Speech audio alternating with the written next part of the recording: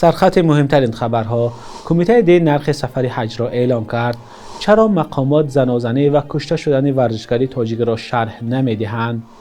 و نظر ساکنان شهر دوشنبه به اعتراضها در ایران.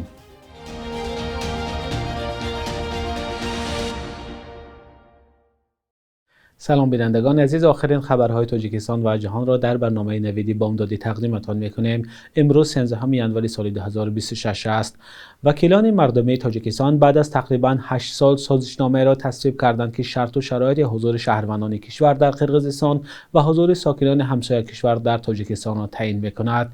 سازشنامه بین تاجیکستان و قرقیزستان درباره ترتیب بود و باش شهروندان دو کشور سال 2018 امضا شده بود و تنها روز 9 ینوار سال 2026 از سوی پارلمان تصویب شد.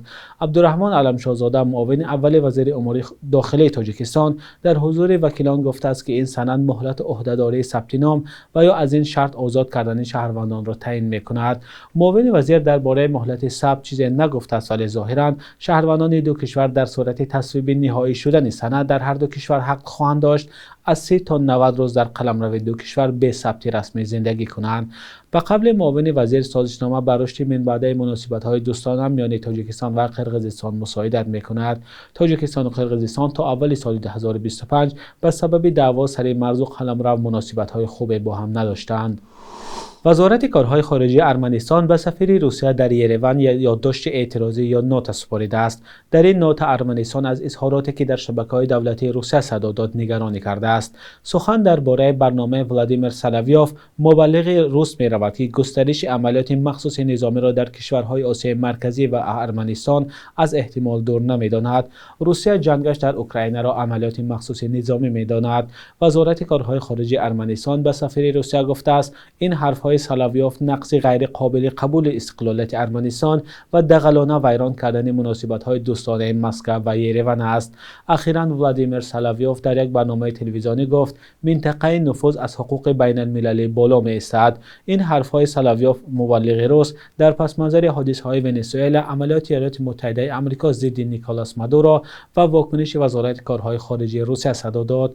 روزهای اخیر مبلغان کرمل درباره حدود نفوذ ابرقدرت‌ها بیشتر حرف میزنند. کمیته دین و تنظیم عنعنه تاجیکستان نرخ سفر حج فرضی برای سال 2026 را اعلام کرد. افشین مقیم سخنگوی کمیته دین به رادیوی آزادی گفت امسال نرخ سفر حج برای هر زائر 53,000 سومانی مقرر شده است. این مبلغ نظر به سال گذشته 4,000 سومانی کمتر است. ظاهرا پست شدن قرب دلار در برابر اسعار ملی سومانی باعث کاهش نرخ سفر حج شده است. در کمیته دین گفتند نرخ سفر حج ماه دکبر سال گذشته مقرر شده.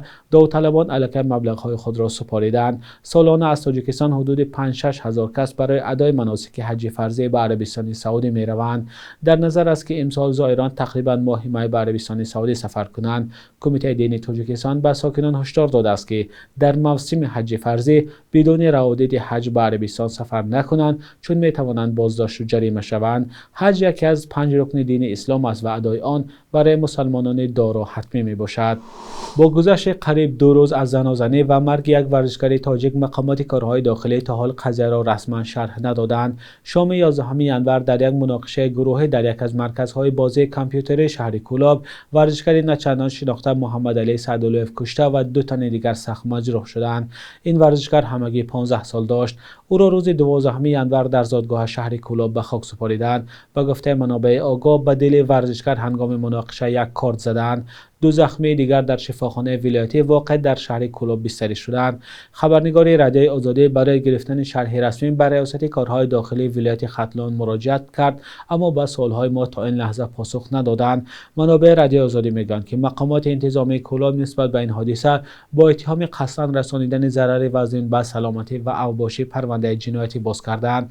در رابطه با این حادثه 2 نفر بازداشت شده است.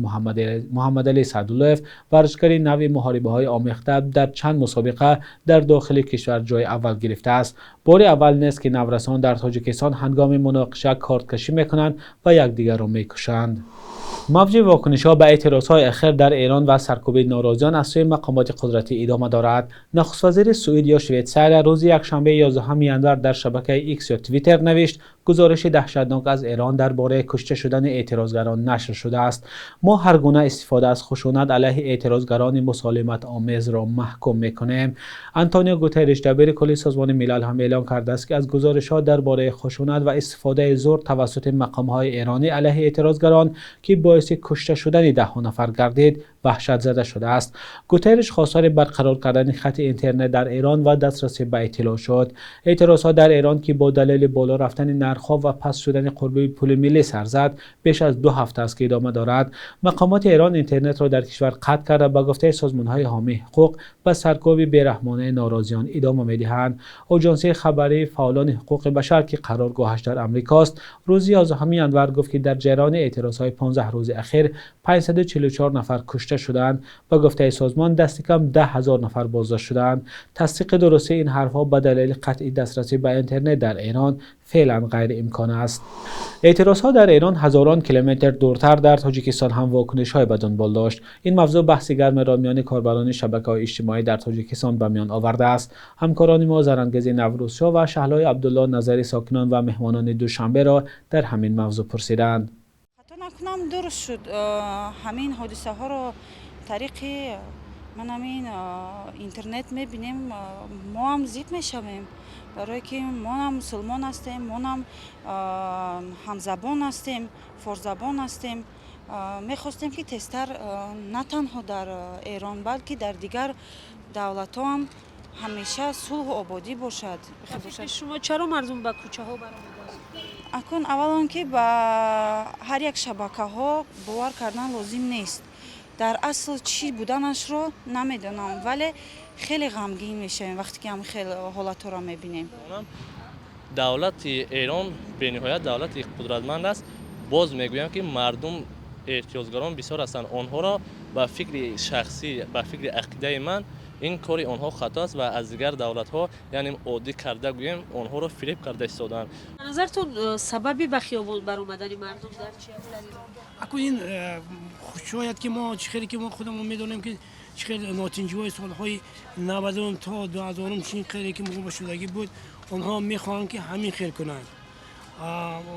شاید که از بیرون هم این چیزها باشد. شاهی پیشتراشون حاضر همونا هست. برآمدش دیروز من از وای گوش کردم همون میخواهد که باید بیاید همون مثال که همون پیشتر باری جاش بگیره سالهای 1979 است چخیری که وای برآمده رفتگی بود همونا میخوان که همون بازگشت کنن.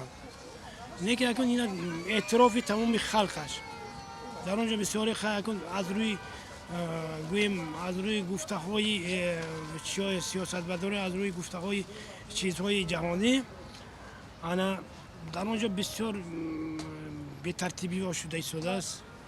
به ترتیبی ها شده است. خونریزی بسیار شده ایستاده است. هم چخیری که ما با سالهای 90 گویم تا همین 99 بود آنها هم همین خیلی شده ایستاده است. اگر خدا بخیر کند اینکه با کوچه ها برآمده استعفای رهبران رو طلب دارند مردمش شما شاید از رسانه ها میبینید با این چی بخوام بگید؟ من خواهم چی گفتن نمیکنم ولی ایران است جمعی اون چی گفتن نمیتونیم شاید که مردم حاضر از روی همون گفته‌های خودشون از گویم که همون اخبارهای جهانی ما میفهمن در اونجا همون بسیار مردم عذابش بلند است گوشنگی قطع قیمتی همین خیلی پولاشون بسیار ویش پس فرمودگی برای همین ناراضگی صورت که دولت داره در اونجا.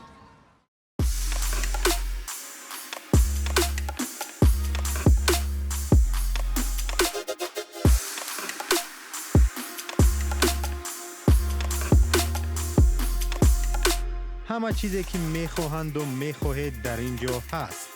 تازه ترین اخبار، گزارش های ویدیویی، شرح حادثه و تحقیقات ژورنالیستی. زمینه رادیو آزادی را نصب کنید و همه این را با انگشت زدن به تلفن هوشمند خود به دست بیارید. بخش یک روز تاریخ است که مهمترین تحولات تاریخی در روز 13 ژانویه را فرا میگیرد.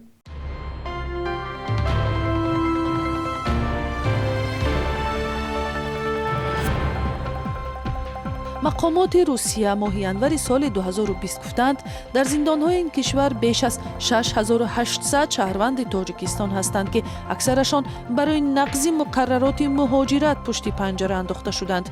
شهروندان تاجیکستان که در مجموع با هدف دریافت رزق و روزی به شهرها و منطقه‌های روسیه سفر می‌کنند، گاهی برای جنایتکاری بازداشت می‌شوند. 15-20 سال پیش شهروندان تاجیکستان در عموم با اتهام قاچاق مواد مخدر متهم می‌شدند. یک سیاره خرد در نظام آفتابی را انجمن ستاره شناسانی جهان به نام استرونومی تاج گلچهره قاهره گذاشته است و این 8مین جرم آسمانی است که نام دانشمند از تاجیکستان را میگیرد. این معلومات ینوری سال 2015 به تاجیکستان رسما اعلان شد. سیاره که سال 2001 در رصدخانه لاول امریکا کشف شده است، به زمین خیلی نزدیک بوده. دیامتر یا قطرش 10 کیلومتر است. گلچهره قاهره گفت تصمیم بیانگری سطحی بلندی علم نجوم شناسی در تاجیکستان است. 13 ینوری سال 2020 اکادمی سینمای آمریکا فیلم انیماسیونی ساخته یک زاده تاجیکستان را به حیث نامزد به جایزه معتبر اسکار ثبت کرد. دریا کشیو کودکیش را در دوشنبه گذرانیده بعداً به روسیه کوچید و در جمهوری چخ هنری مولت فیلم سازی را صیقل داد. فیلم دختری او که به اهمیت مهر و محبت اویلوی تاکید میکند، اسم کشیو را به حیث فیلمسازی با استعداد جهانی معرفی کرد. صبح امروز در بانک تجارتی تاجیکستان 1000 روبل روسیه به 115-116 سامانه برابر است $100 آمریکایی باشد تا 928-930 سامانه ارزش دارد. قرب رسمی بانک ملی تاجیکستان برای 13 ینور چنین تعیین شده است.